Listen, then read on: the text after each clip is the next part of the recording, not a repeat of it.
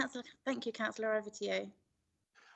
Thank you very much, and good evening and welcome to this evening's General Services Committee. For those I haven't seen and spoken to already, I'd like to wish you a happy new year, and to remind everybody that due to the COVID restrictions, this meeting will be taking place solely remotely, and for parts of it, it will be open to the press and public. But when we come to, I believe, item 5, we will need to move to exempt, but we'll discuss that as soon as we get to that item. So, first of all, apologies for absence. Ken, have we got apologies for absence, please? Thank you, Councillor Glater. We've received apologies from Councillor Kent, and he's being substituted by Councillor Fish. Thank you. I believe Councillor Byrne also put his apologies in earlier in the week, but I'm not 100% sure. I did see it, but if he did, then please put his apologies in. We have received them. Moving on to item 2, which is the minutes of the previous meeting held on the 17th of December 2020, not 2021, as it appears in the agenda pack, which is on pages 5 to 8. Are there any amendments that members wish to put forward? If not, can I move that they be agreed? I'm seeing nodding of heads, so I'm going to take that as agreed. Thank you very much. Moving on to item 3, items of urgent business. I've not received any items of urgent business for this meeting this evening. Item 4, declarations of interest.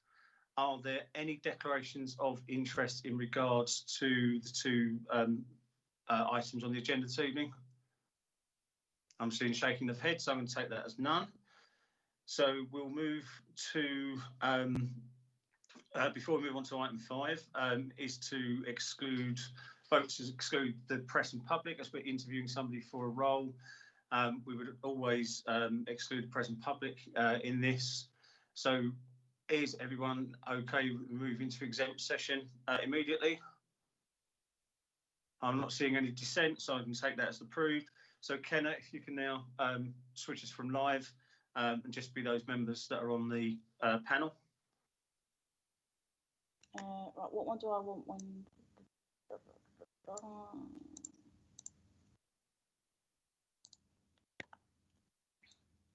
Thank you, Councillor Glitter. You're free to continue. Thank you, Kenna. So moving on to back into the public session and moving on to item 6, which is the report for Thurrock Regeneration Limited. I'll pass that to Councillor Coxall to introduce and then pass to officers. I can. This report is very similar to the last report. I think we've taken on board some comments from the councillors here at the last meeting and changed the direction, the decision items. I'm mostly out of that. The rest of it is very broadly the similar same items there. So hopefully tonight we've got the concerns of other order count officer, councillors here tonight approval. So we can move forward at a speed. I don't know if Andy wants to say anything about what's happened, but I think that's about it, really. Andy, would you like to come in on that? Thank you, Chair. I was doing the usual speaking with the microphone on mute. Apologies. Just to reiterate some of the points that Councillor Coxall's made, this follows the report that was made to the last meeting on the 17th of December, picks up on the various concerns raised by members at that meeting and notably addresses the concerns raised at that time in relation to the need to limit the scope of the decision making of a single director to purely administrative tasks and those required in the usual function of the company until a future structure of the board and operating material is agreed and implemented. That's reflected in the additional recommendations at 1.23 and 1.33 of the report this evening, emphasising that such director will refrain from taking any action other than that required to comply with the Companies Act 2006, for example, filing accounts, until a new company structure for the board is agreed and implemented.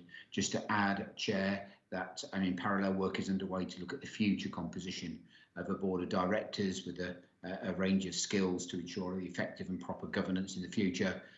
Skills such as finance, development and construction industry experience, legal and housing background would all be appropriate to support the future delivery of housing, and this will form part of the options for the future board structure and operating model of the company, which will be brought forward in due course. So that's just a brief summary, Chair. If there are any questions, please let us know. So I'll put this to the committee. Are there any questions of Andy, or indeed we have Anna on the line? Should there need to be questions for Anna? So I'm looking for elected members' hands to be raised. Councillor Fish.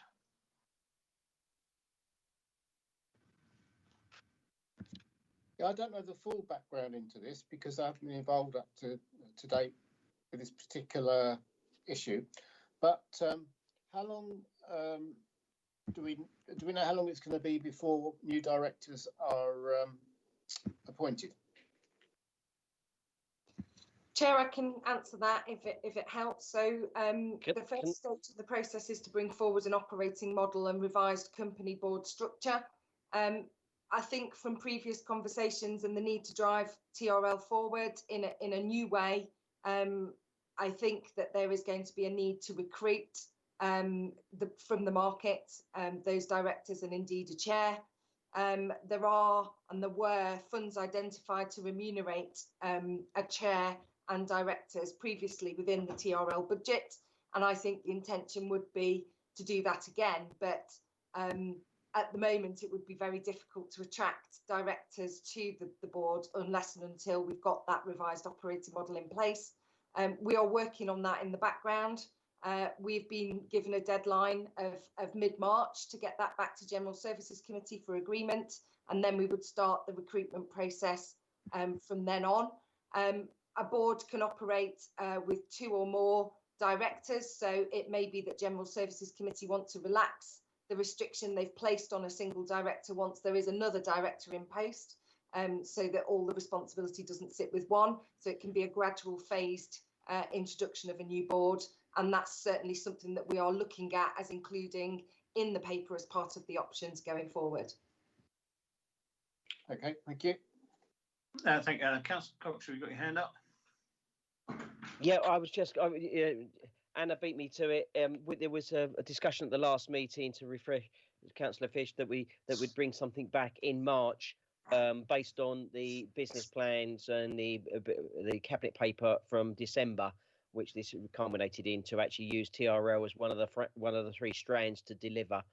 I think when we come back in March, based on the cabinet paper that went through PTR, I think we do need to have a conversation with that. I would prefer it to go to overview and scrutiny, to have a bit of earlier than that, to see if it goes into overview and scrutiny, see how we're delivering through the housing, and then come to here. So at least, or something like that, or as it comes to here and then goes to scrutiny and goes through as a cabinet paper to see where we are, because it's an important element to deliver our housing numbers.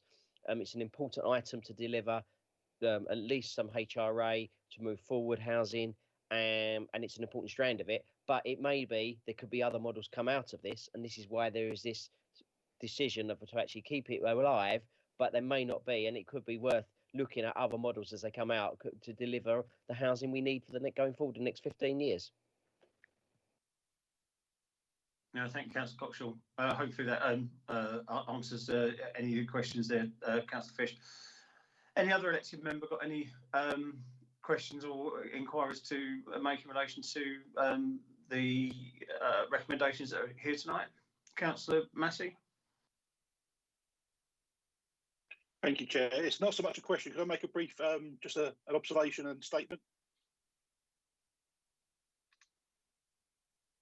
Yeah, please do. Thank you, Chair. I think this is, I'm much more comfortable with this. I think the detail that's been put into in terms of around the director's role is very welcome. Thank you very much. I wish a report like this had come forward in December, because I think we'd be one step forward, and I look forward to wholeheartedly getting behind this and taking TRL to the next level and getting some housing delivered for the people of Thurrock.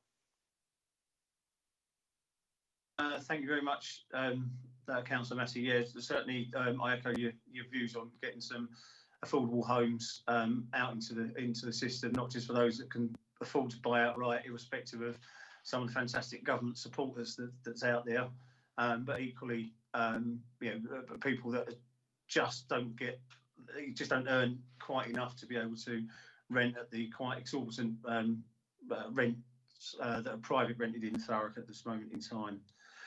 So if no member have got any other questions or statements in relation to this, I've got no intention of reading probably the 2,000 words that are the recommendations as outlined, 1.1 to 1.4. So I'm going to move them as they are written on the agenda.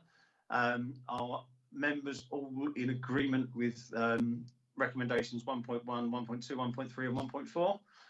I'm seeing, and just for the tape, my hand is also up. Are any members against? And any members wish to abstain? I want to abstain. Okay, thank you, Councillor Fish. So that's 4 members in favour, 1 to abstain. So with that, I pass the recommendations as written as agreed. So thank you for that, and obviously officers can go forward to appoint Roger and go forward with the report later on in the year to see how we're going to move this forward. So with that, I'm just ensuring that was the definitely the last item, which it was. So thank you all for your attendance this evening, and I call the General Services Committee meeting to a close at 18:02. So thank you all, and enjoy your other meetings as you're going to, and speak to you soon. Thank you.